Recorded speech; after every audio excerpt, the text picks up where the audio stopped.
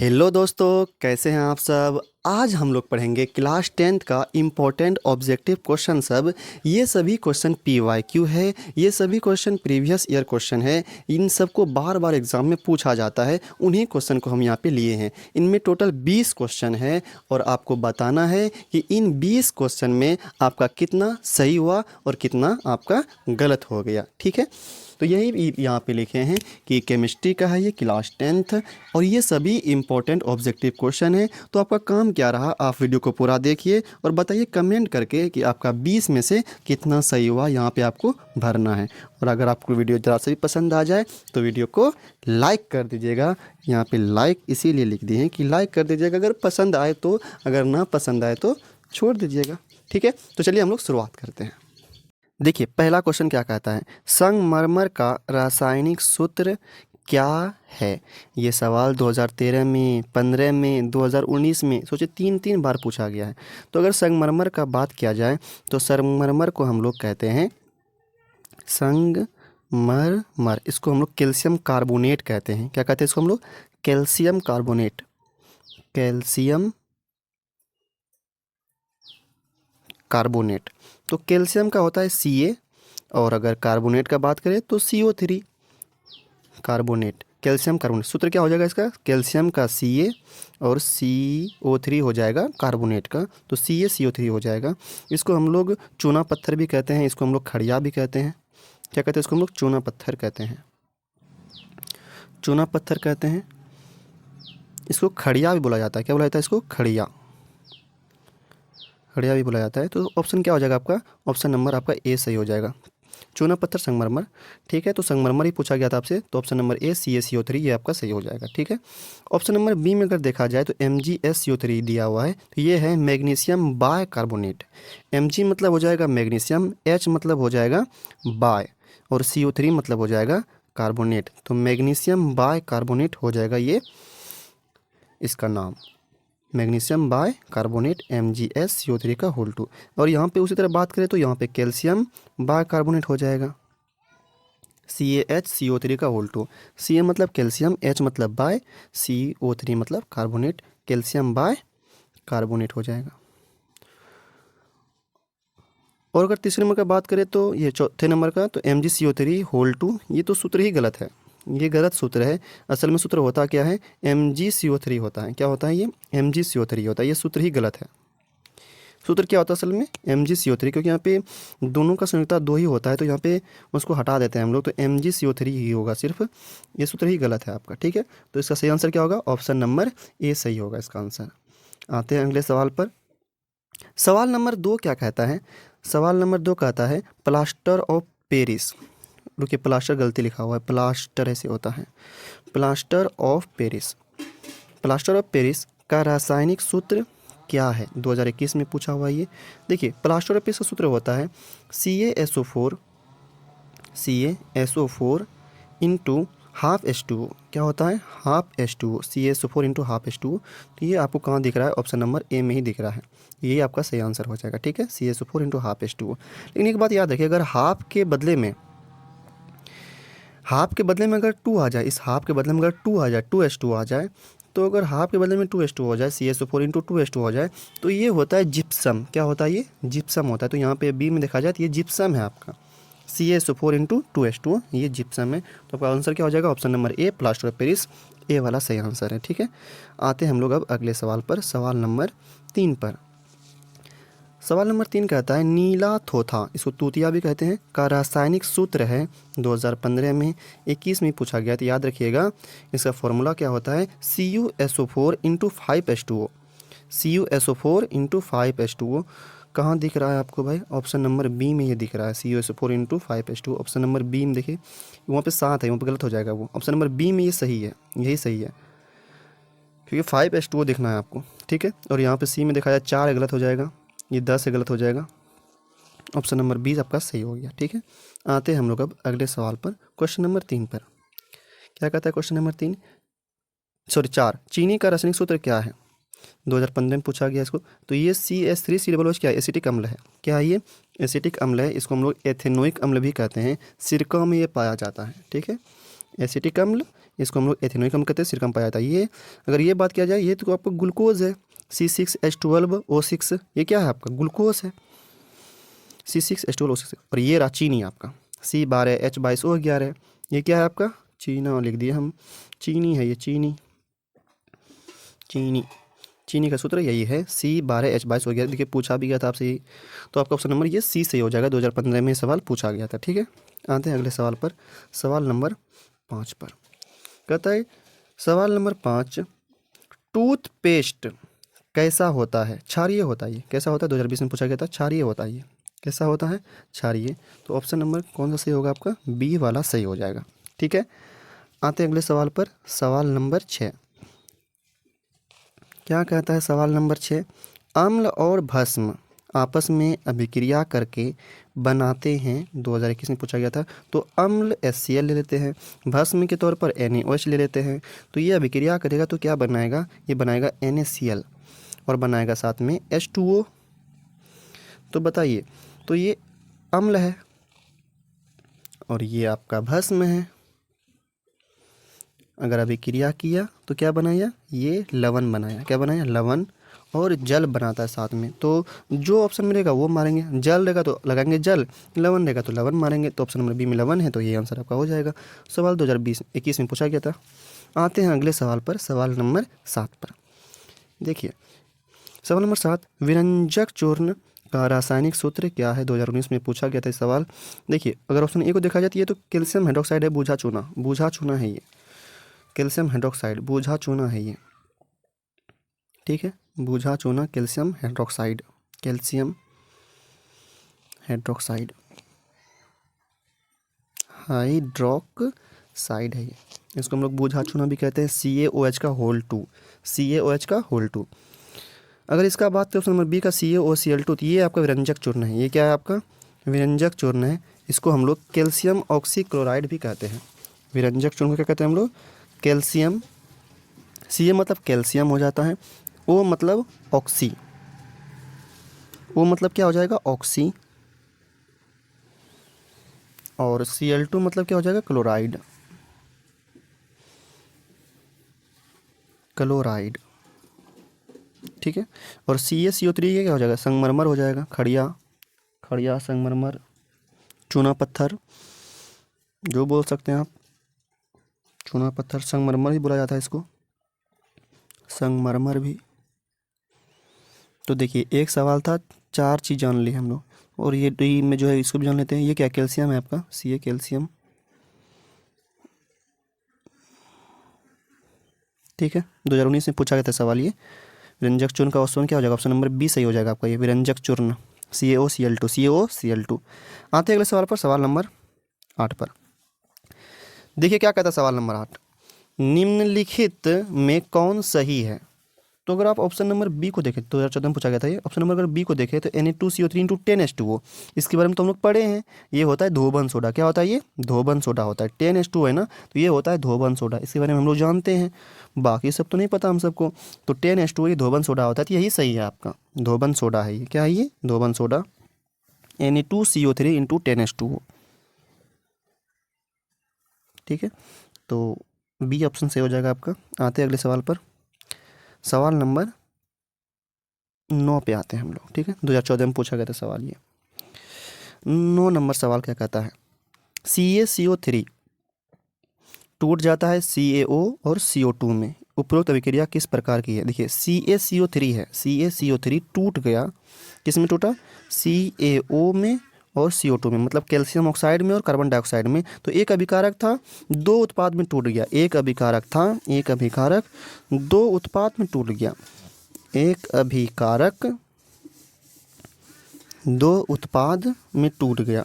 तो अगर एक अभिकारक 2 उत्पाद में टूट जाए तो इसको हम लोग क्या कहते हैं, वियोजन अभिक्रिया कहते हैं। इसका एक और नाम है अपघटन अभिक्रिया। यहाँ पे टूट गया, एक अभिकारक 2 में टूट गया, तो इसको क्या कहते हैं हम लोग, वियोजन अभिक्रिया कहते हैं, वियोजन बोलेंगे, वियोजन अभिक्रिया है ये। इसको हम लोग अपघटन भी कहते हैं। तो ऑप्शन नंबर आपका सी वाला सही हो जाएगा, ऑप्शन नंबर सी ये सही हो जाएगा। ठीक है, सी। देखिए इसको हम लोग वियोजन अभिक्रिया भी कहते हैं, अपघटन को वियोजन अभिक्रिया भी कहते हैं। ठीक है। अब आते हैं विस्थापन के बारे में जान लेते हैं। विस्थापन क्या होता है, जैसे अगर फेरस सल्फेट की बात करें FeSO4, अगर इसको अभिक्रिया करवाए हम जिंक से, FeSO4 को अगर अभिक्रिया करवाए जिंक से Zn से, आगे लिख देते हैं इसको Zn, पीछे लिख दिए कोई दिक्कत नहीं है, कोई दिक्कत नहीं, आगे पीछे कहीं कर सकते हैं। तो Zn क्या करेगा, FeSO को हटा देगा, क्या बनेगा ZnSO4 जिंक सल्फेट बन जाएगा प्लस Fe, क्योंकि Zn अधिक अभिक्रियाशील था तो ये क्या करेगा, Zn Fe को विस्थापित कर देगा। Zn अधिक अभिक्रियाशील है और Fe कम है, तो ये हो जाएगा विस्थापन। और संयोजन का बात करें तो दो विकारक जुटेगा, जैसे C+O2 बन जाएगा CO2, ठीक है, इसमें दो विकारक था, बन गया एक उत्पाद, तो ये हो जाएगा संयोजन, मतलब संयोग कर लिया। अगर द्विस्थापन का बात करें तो इसमें दो अभिकारक क्या करेगा, अपने समूह का अदला बदली कर लेगा, जैसे NaOH का बात करें और HCl का बात करें तो यहाँ पे क्या करेगा, ये दोनों अपने समूह का अदला बदली करेगा, H चले जाएगा OH के पास, N चलेगा Cl के पास, तो बनेगा NaCl प्लस H2O, ठीक, H2O बन जाएगा। तो ये 2014 में पूछा गया था, एक सवाल था, 4 जान लिए हम लोग, तो ऑप्शन नंबर आपका C सही है ना इसमें, ठीक है। आते हैं हम लोग अब अगले सवाल पर, सवाल नंबर 10 पे आते हैं, ठीक है। सवाल नंबर 10 देखिए क्या कहता है। सवाल नंबर 10 कहता है साग सब्जियों का विघटित होकर कंपोस्ट बनना किस प्रकार की अभिक्रिया है। 2014 में पूछा गया था, 17 में पूछा गया था, याद रखिएगा, ऊष्माक्षेपी अभिक्रिया है ये, ऊष्माक्षेपी ऑप्शन नंबर बी में है, यही सही आंसर होगा इसका, ठीक है। आते हैं हम लोग अब अगले सवाल पर, सवाल नंबर 11, जो अभी आपको बताया वही चीज़ है। यहाँ पे भी विस्थापन अभिक्रिया हो रहा है, देखिए ना, FeCO4 है, बन रहा है FeSO4 प्लस Cu, यह अभिक्रिया उदाहरण है। तो Fe अगर बात करें FeCuSO4, तीर है, बन रहा है FeSO4 प्लस Cu, तो FeSO4 का नाम क्या है, अच्छा बताइए तो, FeSO4 का नाम क्या है, फेरस सल्फेट, Cu यहाँ पे FeSO4 फेरस सल्फेट है, ठीक है, लिख देना आप, यहाँ पे लिख देते हैं फेरस सल्फेट, फेरस सल्फेट, ठीक है। अच्छा, यहाँ पे FeCu को क्या कर रहा है, विस्थापित कर रहा है, क्या कर रहा है, इसको विस्थापित कर रहा है, विस्थापित कर रहा है, क्योंकि Fe अधिक अभिक्रियाशील तत्व है और Cu कम है, तो Fe क्या कर रहा है, Cu को विस्थापित कर रहा है, तो ये कौन हो गया, विस्थापन अभिक्रिया, ऑप्शन नंबर बी सही हो जाएगा इसका, ठीक है। 2021 में पूछा गया था सवाल ये। अगर संयोजन की बात करें, दो अभिकारक मिलेगा, एक उत्पाद बनेगा, ये होगा संयोजन। ऊष्माक्षेपी में क्या होता है, जैसे अगर बात करें CaO कली चूना प्लस H2O, तो ये क्या बनेगा, CaOH का होल 2 बूझा चूना बन जाएगा, कैल्शियम हाइड्रोक्साइड, और साथ ही साथ में इसमें उष्मा भी निकलता है, उष्मा भी, तो ये उष्मा निकला ना, इसीलिए क्या हो जाएगा, ऊष्माक्षेपी अभिक्रिया हो जाएगा, मतलब जिसमें उष्मा निकले वो ऊष्माक्षेपी अभिक्रिया होता है, ठीक है। तो ये 2021 में पूछा गया था सवाल, ठीक है, याद रखिएगा। एक सवाल था, 4 चीज़ जान लिए हम लोग। आते अगले सवाल पर, सवाल नंबर 12 पर, 12 तक ये 13 था, चलिए जो भी है। रासायनिक अभिक्रिया के दौरान किसी पदार्थ में ऑक्सीजन का योग कहलाता है, ऑक्सीजन का योग कहलाता है, तो ऑक्सीजन का योग मतलब क्या, ऑक्सीजन का जुड़ना, तो ऑक्सीजन का जुड़ना, जुड़ना मतलब योग होना, तो ऑक्सीजन का जुड़ना, जुड़ना को हम लोग क्या बोलते हैं, योग भी बोलते हैं, जुड़ना को क्या बोलते हैं हम लोग, योग भी बोलते हैं, योग भी लिख देते हैं यहाँ पे, योग। तो ये होता है उपचयन, क्या होता है, ये उपचयन होता है। ऑक्सीजन का जुड़ना क्या होता है, उपचयन होता है, क्या होता है, उपचयन। लेकिन अगर वही उल्टा पूछ दे, ऑक्सीजन का हटना, ऑक्सीजन का हटना, अगर हटना पूछ दे आपसे, हटना पूछ दे, तो इसको हम लोग क्या कहते हैं, अपचयन कहते हैं, क्या कहते हैं इसको हम लोग, अपचयन कहते हैं। ऑक्सीजन का हटना, हटना मतलब ह्रास होना, तो यहाँ पे अपचयन नहीं होगा, यहाँ पे कह रहा है ऑक्सीजन का संयोग हो रहा है, क्या हो रहा है, ऑक्सीजन का संयोग हो रहा है। ऑप्शन में क्या होता है, ऑक्सीजन का हटना, ह्रास होता है, तो यहाँ पे ऑप्शन गलत हो जाएगा, यहाँ पे बोला ऑक्सीजन का संयोग होता है, ऑक्सीजन का संयोग, तो उपचयन होगा इसका सही आंसर, ऑप्शन नंबर बी सही आंसर होगा इसका, ठीक है। संक्षारण में तो जंग लगता है, तो इसका सही आंसर क्या होगा, बी होगा, ऑक्सीजन का जुड़ना या ऑक्सीजन का संयोग होना, ऑक्सीजन का योग होना, तो ये उपचयन कहलाता है, ऑप्शन नंबर बी सही है, 2019 से पूछा गया था। अगला सवाल है सवाल नंबर 14, क्या कहता है, निम्न में कौन ऑक्सीकरण नहीं है। ऑक्सीकरण का मतलब होता है जिसमें ऑक्सीजन नहीं जुड़ता है, जैसे दहन में तो जुड़ता है, ऑक्सीजन की उपस्थिति में दहन होता है, ऑक्सीजन अगर नहीं रहेगा जलेगा भी नहीं। श्वसन में भी अगर बात किया जाए तो श्वसन में भी हम लोग सांस में ऑक्सीजन लेते हैं, तो इसमें तो ऑक्सीजन क्या होता है, ऑक्सीजन की अभिक्रिया है। ऑक्सीकरण मतलब क्या, उपचयन की बोलते हैं, उपचयन को ही बोलते हैं ऑक्सीकरण बोलते हैं, उपचयन का ही दूसरा नाम क्या है, ऑक्सीकरण, उपचयन का ही दूसरा नाम क्या है, ऑक्सीकरण नाम है, ठीक है। मतलब इसमें ऑक्सीजन की जुड़ेगा, तो भोजन का पचना ग्लूकोज की क्या होता है, ऑक्सीजन की उपस्थिति में टूटता है, तो ये भी सही हो जाएगा। अवक्षेपण में नहीं होता है, अवक्षेपण ऑक्सीकरण नहीं है, तो ये आपका गलत हो जाएगा। अवक्षेपण कहते हैं जिसमें अवक्षेप प्राप्त होता है उसको अभिक्रिया को, ठीक है। तो नहीं वाला पूछा, नहीं वाला आंसर हो जाएगा, ऑप्शन नंबर डी ये सही आंसर है, ठीक है। 2021 में पूछा गया था सवाल, ये अच्छा सवाल था। आते हैं हम लोग अब अगले सवाल पर, सवाल नंबर 15 पे। क्या कहता है सवाल नंबर 15, रासायनिक अभिक्रिया CuO प्लस H2 बन रहा है, Cu प्लस H2O में H2 का क्या होता है, H2 का क्या होता है, 2016 में पूछा गया था ये, ठीक है। देखिए यहाँ पे समीकरण क्या लिखा हुआ है, CuO प्लस H2 बन क्या रहा है, Cu प्लस H2O। यहाँ पे पूछा किसके बारे में, H2 के बारे में ना। तो देखिए, तो पहले ऑक्सीजन नहीं था, अब ऑक्सीजन आ गया, मतलब ऑक्सीजन जुड़ गया। ऑक्सीजन का जुड़ना क्या कहलाता है, ऑक्सीजन जुड़ गया तो ऑक्सीजन जुड़ना उपचयन कहलाता है। इसको कहते हैं हम लोग ऑक्सीकरण भी कहते हैं। क्या कहते हैं इसको हम लोग, ऑक्सीकरण भी कहते हैं। तो ऑक्सीजन जुड़ गया तो ये उपचयन हो जाएगा, इसको हम लोग ऑक्सीकरण भी कहते हैं। क्या कहते हैं इसको हम लोग, ऑक्सीकरण भी कहते हैं। तो ऑक्सीकरण कहाँ दिख रहा है आपको, ऑप्शन नंबर ए में तो अवकरण नहीं है, नहीं होगा।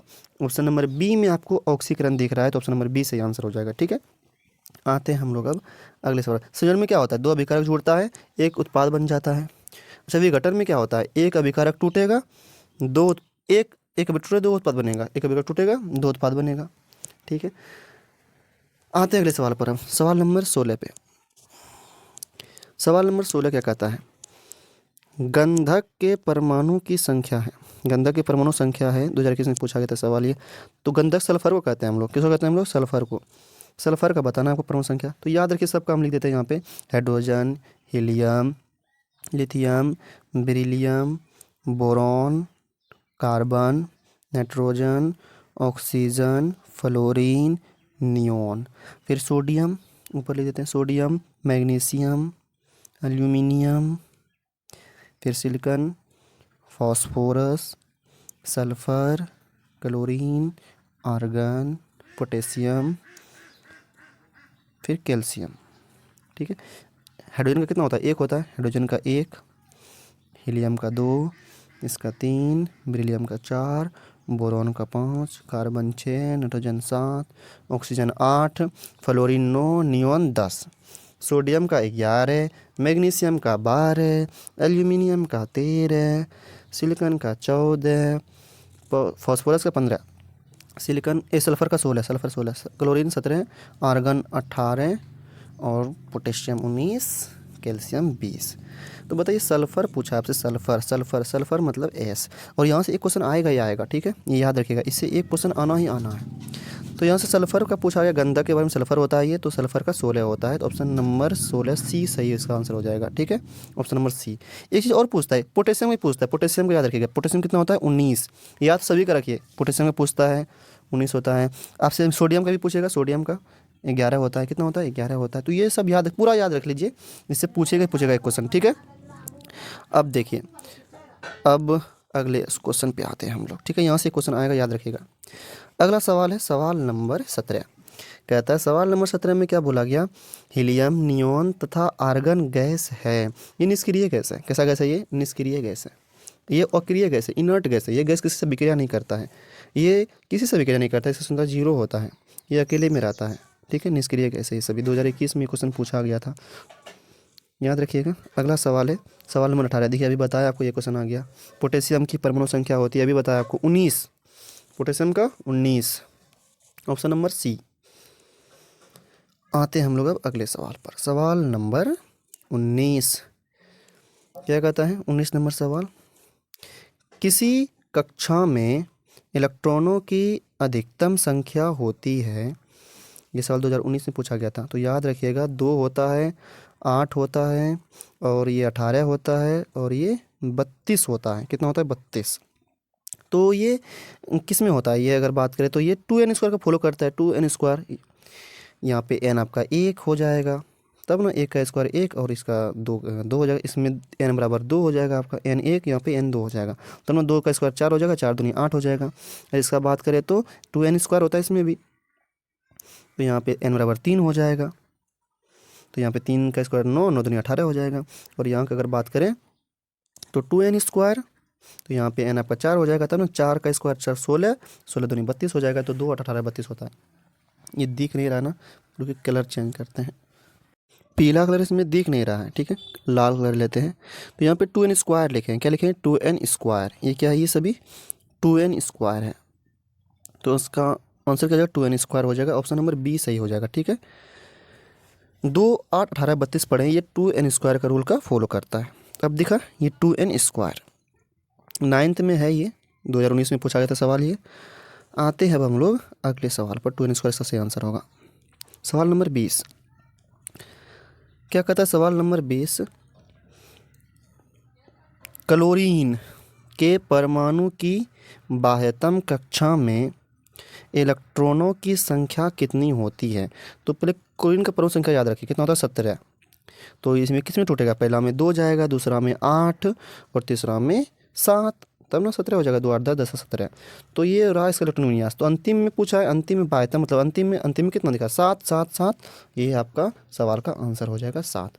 ये सवाल 2019 में पूछा गया था। ठीक है, तो हो गया हम सबका 20 क्वेश्चन। आप बताइए कमेंट करके कि आपका कितना सही हुआ। सही हुआ, हम लोग 20 क्वेश्चन पढ़े, तो 20 में बताना है कि आपका कितना सही हुआ और कितना गलत हुआ। कमेंट कीजिए, ज़रूर कीजिए ताकि हमको पता चले कि आपका कितना सही हो रहा है 20 में। ठीक है, तो रहने थे आज यहीं तक। अगर वीडियो पसंद आया हो तो वीडियो को लाइक कर दीजिएगा। अगर पसंद आए तो ही लाइक कीजिएगा, नहीं तो आप वैसे ही छोड़ दीजिए। ठीक है, मिलते हैं हम लोग अगले वीडियो में, तब तक के लिए बाय।